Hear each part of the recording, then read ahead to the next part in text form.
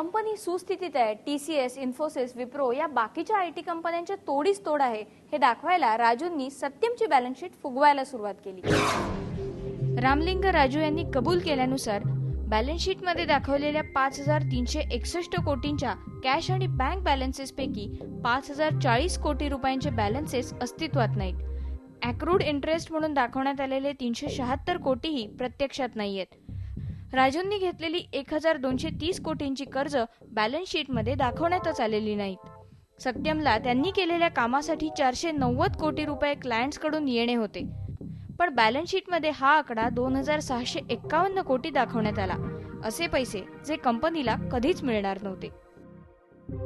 September मध्ये संपलेल्या तिमाहीसाठी सत्यमच्या बॅलन्स शीट मध्ये रेव्हेन्यू दाखवण्यात आला 2700 कोटी आणि ऑपरेटिंग मार्जिन 649 कोटी, पण प्रत्यक्षात खरा रेव्हेन्यू आहे 2112 कोटी तर ऑपरेटिंग मार्जिन फक्त 61 कोटी रुपये.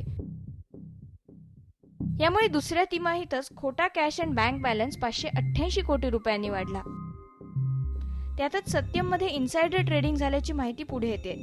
जून 2001 मध्ये राजूंकडे कंपनीचे 22.89% शेअर्स होते आणि डिसेंबर 2001 मध्ये ते झाले 22.40%. हा आकडा सप्टेंबर 2006 मध्ये आला 10.95%वर, तर सप्टेंबर 2007 मध्ये झाला 8.43%. होता होता सप्टेंबर 2008 पर्यंत राजूंच्या नावावर होते फक्त 8.27% शेअर्स. हे शेअर्स देखील गहाण ठेवून राजूंनी मार्केटमधून पैसे उचलले. गेल्या 22 क्वार्टर्समध्ये राजूंनी आपल्याकडचे शेअर्स विकल्याचं BSE कडून मिळालेल्या या आकडेवारीवरून स्पष्ट होते. 30 जून 2001 पासून 30 सप्टेंबर 2008 पर्यंत 4 कोटी 30 लाख शेअर्स विकून राजूंनी सुमारे 1000 कोटी रुपये कमावलेत. चुकीची बॅलन्स शीट दाखवून राजूंनी मार्केटमध्ये शेअर्सची व्हॅल्यू वाढवली आणि स्वतःचे शेअर्स विकत राहिले.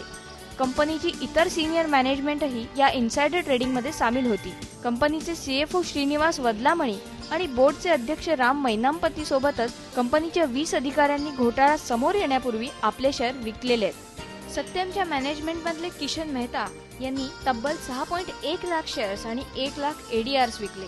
पवन कुमार माडल्ली आणि मनीष मेहतांनीही असे शेअर विकलेत. किरण कावळेंनी 4 लाख शेअर्स आणि 10,000 ADR विकले, तर टी हरी आणि श्रीराम यांनी मिळून तब्बल 15,000 शेअर्स विकलेत. कंपनीच्या मॅनेजमेंटचे आणखी एक सदस्य वेंकट कुमार राजू यांनीही 10,000 शेअर्स विकलेत. रामलिंग राजूंनी केलेल्या या गौप्यस्फोटामुळे सत्यमचे शेअरधारक हादरले.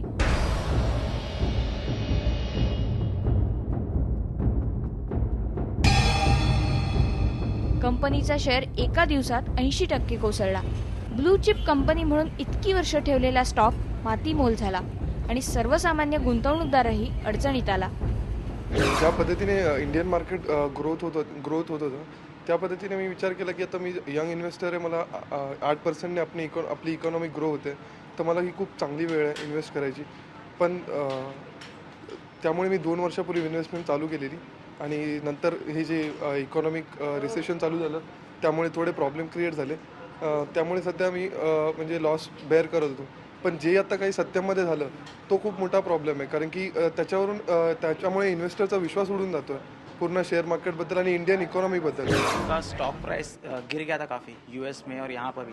तब मुझे मतलब मेरे पेरेंट्स को लगा था कि काफ़ी अच्छा कंपनी है तो इसमें बाय करना चाहिए. अभी गिरा है तो बाद में बढ़ जाएगा इसका स्टॉक प्राइस. तो वो सोच के कुछ 15-20 दिन पहले हमने मतलब मेरे पेरेंट्स ने स्टॉक लिया था उसका. बट उसके बाद ये और बड़ी खबर आ गई कि ये ज़्यादा बड़ा मामला है और मतलब पिछले 7 सालों से ये स्कैम चल रहा था उनका. तो इस वजह से मतलब 75% वैल्यू इरोड हो गया जितना इन्वेस्ट किया था उसका. या घोटाळ्याला संपूर्णपणे आपणच जबाबदार असून कंपनीच्या संचालक मंडळापैकी कुणालाच याविषयी काहीही माहिती नसल्याचं राजूंनी त्यांच्या 5 पानी राजीनाम्यात म्हटलंय. राम मैनामपती सारख्या कंपनीच्या सिनियर मॅनेजमेंटलाही याचा पत्ता नव्हता असं राजूंचं म्हणणं आहे. आपल्या घरात जर आपल्याला एक 500 रुपयाचं काहीतरी सामान आणायचं झाला किंवा 1000 रुपयाचं सामान घरात आणायचं झालं, घरातल्या सगळ्या लोकांना कळतं की हे 500 रुपये किंवा 1000 रुपयाचं सामान आणला गेलंय किंवा गायब झालेलं आहे. तर एका घरी आम्ही जर असं एवढं लक्षात घेऊ शकतो, तर एवढ्या मोठ्या ऑर्गनायझेशनमध्ये एका माणसाने एवढं करणं हे जरा डिफिकल्ट, म्हणजे पचत नाही. माझ्या मते याच्यात बरेच लोक इन्व्हॉल्व्ह असायलाच नक्कीच पाहिजेत, कारण एक माणूस एवढी मोठी कंपनी नक्कीच चालवणार नाही. म्हणजे एवढ्या लोकांना जर तुम्हाला चालवायचं असेल तर एक पूर्ण हायरार्की असते, कॉर्पोरेट गव्हर्नन्स लेवल्स असतात, फायनान्स हेड असतात आणि अकाउंटंट्स असतात. म्हणजे कुठेही तुम्ही जर इन्फ्लेट करायचं झालं किंवा डिफ्लेट करायचं झालं, बऱ्याच लोकांना तुम्हाला ह्याच्यात इन्व्हॉल्व्ह करायला लागलं असेल. म्हणजे एकट्याला हे करणं अशक्य आहे. तर पर्सनल ओपिनियन असं वाटतं की जेव्हा एवढ्या मोठ्या प्रमाणाचा फ्रॉड आहे तर मिस्टर राजू तर काही बुक्स लिहित नाही. नक्कीच त्यांच्याकडे टीम असेल, ती कदाचित त्याच्यामध्ये CFO इन्व्हॉल्व नसेल, पण नक्कीच इतर 2 लोक, 4 लोक, 6 लोक तेच बुक्स मेंटेन करतात. अकाउंटिंग पॅकेजही ते चालवतात. मिस्टर राजू तर काही स्वतः एंट्री टाकत नाही. बरं, समजा त्यांनी पण स्वतः एंट्रीज टाकल्या तरी वर्षाच्या एंडला board of directors, audit committee हे जेव्हा सगळं एकंदरीत आपलं क्वार्टर टू क्वार्टर बेसिसवर सगळं ॲनालिसिस करतात, तेव्हा मला प्रायमा बेसिस माझं वैयक्तिक मत असं आहे की त्यांच्या व्यतिरिक्त अनेक लोकांना जर फ्रॉड असेल तर निश्चितपणे माहिती असायला हवी. गेल्या 2 वर्षात कंपनीच्या प्रमोटर्सनी त्यांचे शेअर्स गहाण ठेवून तब्बल 1230 कोटी रुपये उभे केलेत कंपनी सुरू ठेवण्यासाठी. सत्यमच्या बॅलन्स शीटमध्ये ही एंट्री दाखवलेली नाहीये. कंपनीचे खरे रिझल्ट्स आणि दाखवलेले खोटे प्रॉफिट्स यांच्यातली दरी वाढत होती. आपल्याकडे उरलेले शेअर्स विकणं राजूंना शक्य नव्हतं. कंपनीचा खरा परफॉर्मन्स दिसला असता तर इतर कंपन्यांकडनं टेक ओव्हरची भीती होती आणि म्हणूनच खऱ्या खोट्यातली ही गॅप भरण्याचा मेटास डील हा शेवटचा प्रयत्न होता.